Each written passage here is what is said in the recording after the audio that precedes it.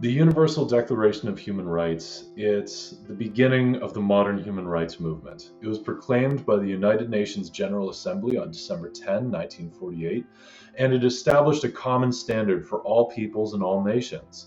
It sets out a list of 30 fundamental human rights reflecting shared values meant to be protected.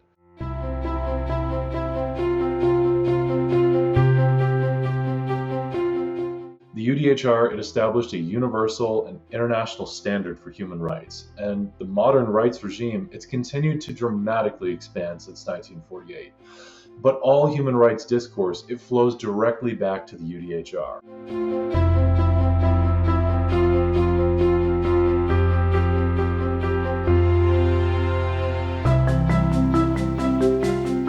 In terms of civil and political rights, the rights to life, vote, freedom of expression, freedom of peaceful assembly, and general prohibitions on slavery, torture, and illegitimate violence, they're contained within the UDHR.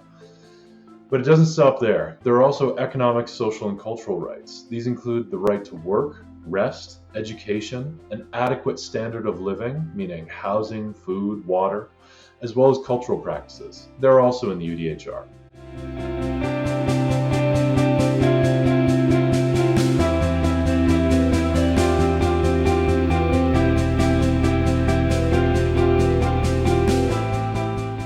So to enjoy human rights, it's to reject indignity.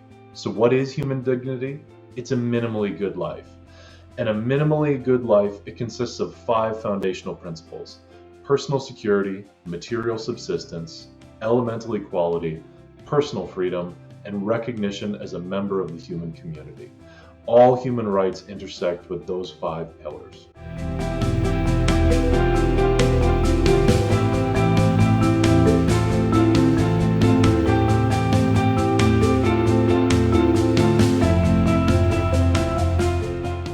The UDHR, it is a non-binding declaration. However, that doesn't mean the document is without power. It is the standard setter in the international human rights regime, which is constantly expanding.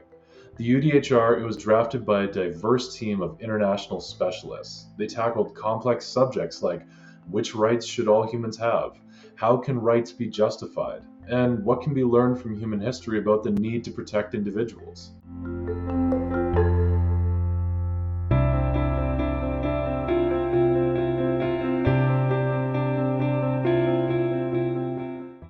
Ultimately, the UDHR, it was not a reflection of what societies were in 1948. In fact, no society even now, 7 decades later, can claim it fully respects all human rights.